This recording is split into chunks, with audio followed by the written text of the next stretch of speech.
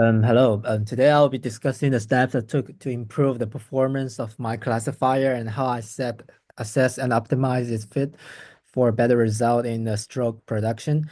So in order to improve classifier performance, when working on a classification problem, well, one of the key challenges is ensuring that our model generalizes well while maximizing predictive accuracy. Here are the steps I took to improve its performance. So first step is feature engineering and data pre-processing. First, I carefully pre-process the data uh, to ensure ensure that categorical variables were properly encoded using one hot encoding, while numerical variables were standardized using standard scalar.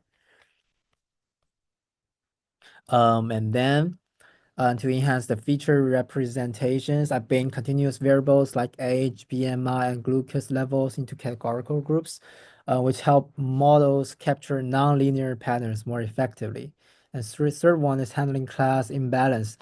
Since strokes are rare and the datasets were heavily imbalanced, so instead of using simple undersampling, which risks losing important information, I tested different balancing techniques.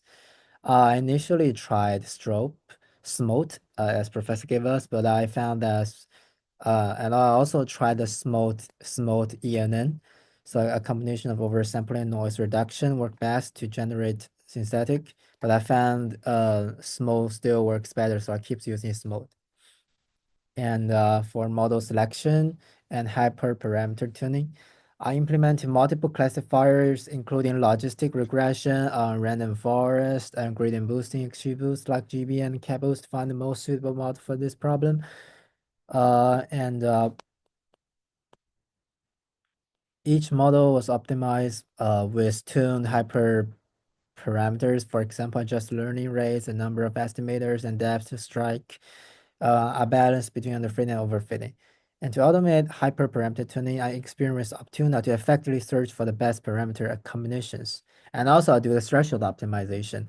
By default, classifier uses a 0.5 probability threshold for classification, but this may not be optimal for n-balanced dataset. Instead, I calculate the best threshold dynamically using the precision recall curve, selecting the point that maximize the F1 score rather than accuracy. And the second part is assessing and improve the model fit. After training the model, I needed to evaluate their fit, ensure they were not overfitting or underfit. Here's how I approach that. So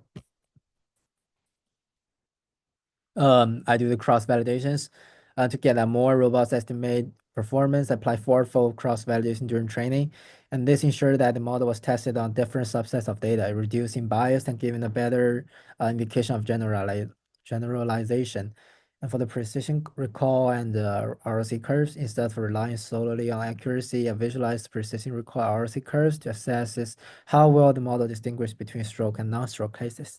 And this helped me confirm whether the model was making high confidence predictions, struggling with false positive and false negatives. So finally, still the gradient boosting performs the best.